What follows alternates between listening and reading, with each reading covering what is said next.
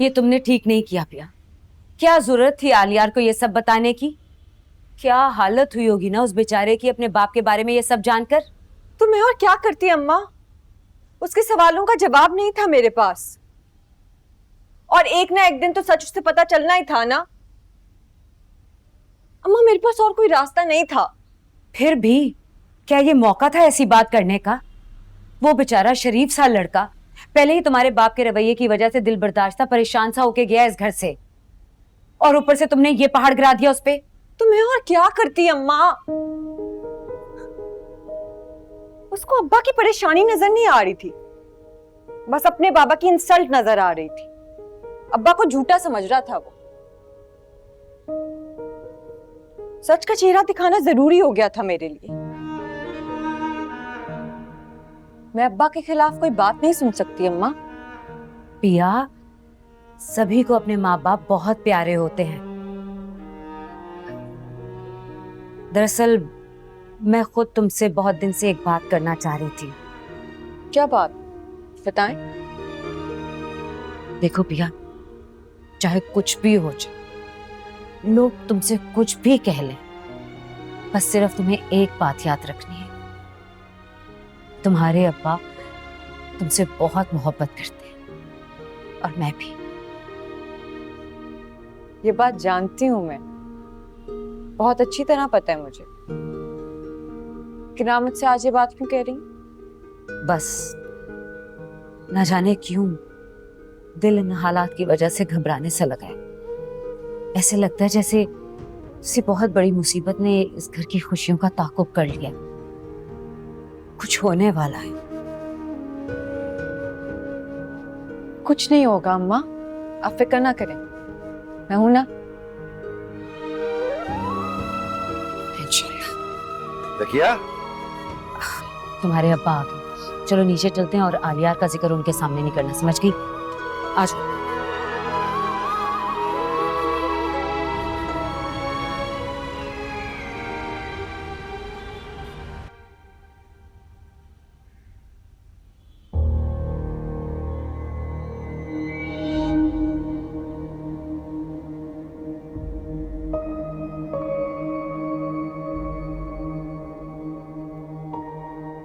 क्या कहना चाहते हो तुम? अपने बाप को कटहरे में खड़ा करके सवाल कर रहे हो? मैं सिर्फ ये कह रहा हूं, वो लड़का सावन, उससे आपका क्या ताल्लुक है? और मैं तुमसे पूछ रहा हूं कि ये बेमकसद सवाल का क्या मतलब? किसके कहने पर अदालत लगा रहे हो तुम? आप मुझसे सवाल के बदले सवाल नहीं पूछ सकते जिस ढंग से। किस लहजे में बात कर रहे हो तुम बाबा से? नहीं, कहने दो। मुझे भी अपने नमक का असर देखना है कि कितना देर हुआ है। बेटा बाप के सामने खड़ा है, मुझसे सवाल नहीं करेगा तो किससे करेगा? आप मेरी बात का गलत मतलब ले रहे हैं। तुम वो पूछो जो तुम्हारे जहन में डालकर पूछने के लिए यहां भेजा गया है।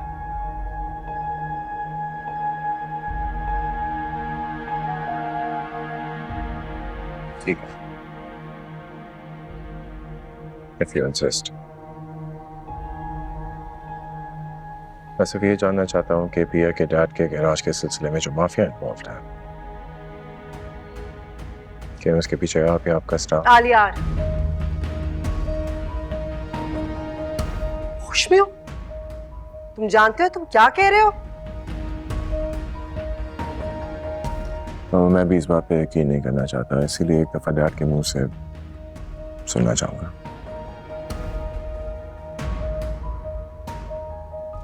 मैं तुमसे कहूंगा तो तुम्हें इतना ना चाहिएगा?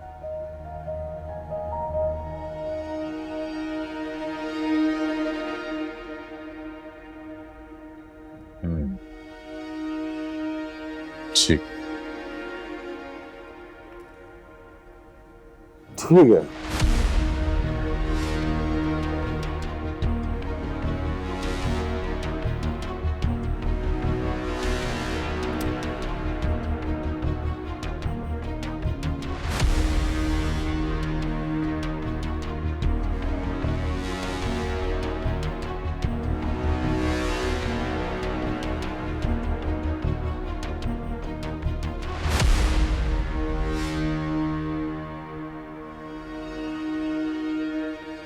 फिर सुनो।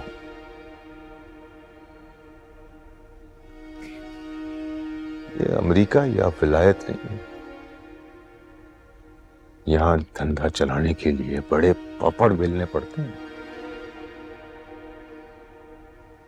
ये जो तुम शान से शहर की सड़कों में बॉडीगार्ड्स के साथ फिरते हो, या ये आलीशान महल जैसे घर में रहते हो, ये ठाट बाट, ये शान और शौकत इतनी आसानी से नहीं मिलती।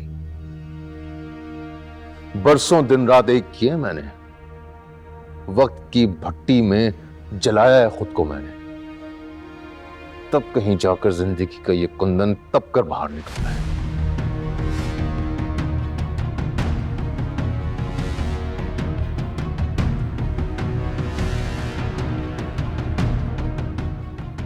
मेरे बहुत सारे धंधे हैं। तुम क्या कहते हो, वो बिजनेस, और इन बिजनेस में से एक बिजनेस जमीन की खरीदो फरोख्त। जमीनों के सौदे में ऊंच नीच तो होती रहती है,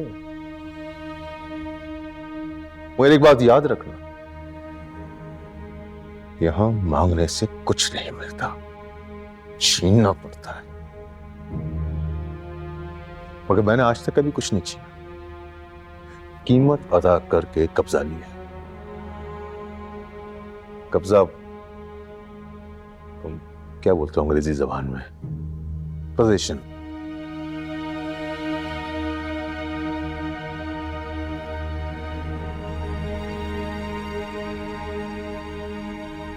But now we don't need any of that, बाबा।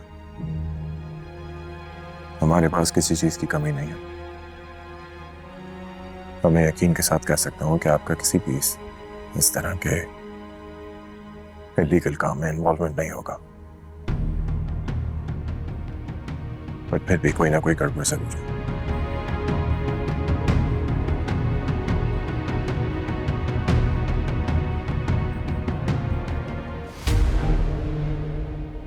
मुझे समझाने की जरूरत नहीं। तुम क्या चाहते हो ये बताओ। ठीक है, I'll be straight up.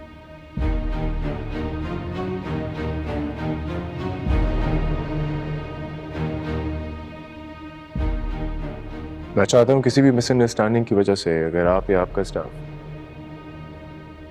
पिया के डैड के गैराज के सिलसिले में इन्वॉल्व है तो अभी भी कुछ बिगड़ा नहीं है। हमें इमीडिएटली वहां पे जाके उनसे माफी मांगनी चाहिए और मुझे यकीन है कि अब हमारी माफी कबूल करेंगे।